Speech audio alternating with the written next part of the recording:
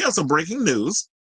And this literally just came out. That's why I love doing a live chat, because when I'm doing a live chat, stuff is coming out. Like, it was just revealed literally earlier in the show, that Joel McHale is set to star as Sydney's husband, Mark, in the upcoming Scream 7, which is funny enough. I was just literally going on a whole rant before I even made this an official thing, where people were really talking about this whole Mark Kincaid situation. And they went and posted, they said, Patrick Dempsey says there are talks about him returning to the Scream franchise. And this is person that's on Twitter that's still going in a Scooby Scream. Well, we do follow each other, so don't, no shame. And then even reverted back to this Entertainment Weekly interview where, Radio Silence said that, yes, Mark is from, Patrick Dempsey's character is a part of, is Sydney's husband in the canon. But they said it in an interview. It technically was not said in the movie, which is their fault, because they went and said, how's Mark? So they alluded to it in Scream 5, but you should have said Kincaid to get them stuck with having to lock that in and screw it up for them, but you didn't. So technically they could do whatever the hell they want. Well, technically, I should say, Kevin Williamson, since he's directing it, could do whatever the hell he wants with his film, because he is not tied to Mark Kincaid. Mark Kincaid is not a character he created. He wrote Scream 1 and 2 and 4. He didn't write Scream 3. There was issues with Scream 3, which is why he walked away, and they had to bring in Aaron Kruger to write the script. So therefore, they could say it's canon all they want, but Kevin Williamson, at the end of the day, is the director, and Radio Silence is not a part of it. So what they say is null and void. You could say that it's whatever, but it's not your movie. So let me get to this Variety story that actually came out. So now, while we already know, like, and I already said what I need to say about Joel McHale. If you haven't heard what I said about Joel McHale, you could just go back to the previous story that I did on that. But now comes word that Jasmin Savoy Brown, who played Mindy Meeks Martin in Scream 5 and Scream 6, is heading. Well, they said is headed back to Woodsboro, but there's no word on actually if Sydney does live in Woodsboro. Currently, they're filming it in Atlanta.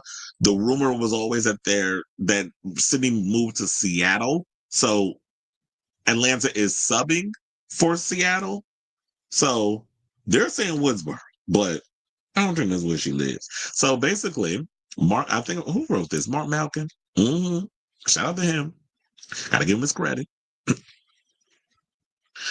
He said, I can exclusively report that Brown will return as Mindy Meeks Martin in Scream 7. Now, Brown joins Mason Gooding, who plays Mindy's brother Chad, in the 7th installment of the beloved horror franchise. Mindy is the first queer character in the franchise.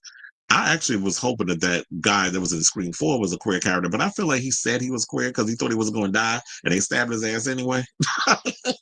But whatever. She is the first queer character. Now, the movie is currently shooting in Atlanta with Kevin Williamson directing. Scream veterans Nev Campbell and Courtney Cox have also returned as Sidney Prescott and Gail Weathers. It was recently announced, as I said earlier, that Joel McHale is playing Sydney's husband, Mark. So, the movie is set to be released on February 27th, 2026. And what I got to say about that is I'm pretty much excited for this. I liked her character. We definitely need that Randy Meeks type. And since y'all went killed off Jamie Kennedy in Scream 2, we kind of need that person that can kind of be like sort of the meta voice of the audience, where they're kind of saying their meta stuff that they always say. So feel no way sad about it. I'm glad that we're getting Jasmin Savoy Brown. We're getting more announcements.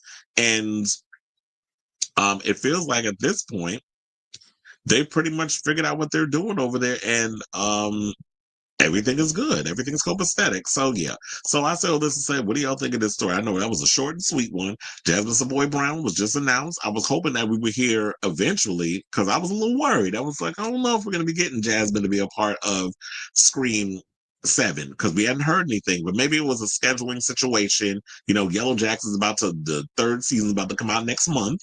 So and I know she's been probably busy doing other things. I know she also has a queer podcast that she announced that she's been working on. So Jasmin's been busy doing things, but I'm glad that they've managed to work it out, and that we'll get her and Chad being a part of the franchise. So I guess them stories about her being pro-Palestine isn't true, or maybe she is pro-Palestine, but for what I always say, your political beliefs should not affect your work unless you're someone who's being polarizing and being a xenophobe or any other way where your political beliefs are trouncing on someone else and you're being an asshole behind the scenes at your job. And if that's what you're doing with that, then yes, you shouldn't be allowed to be a part of something.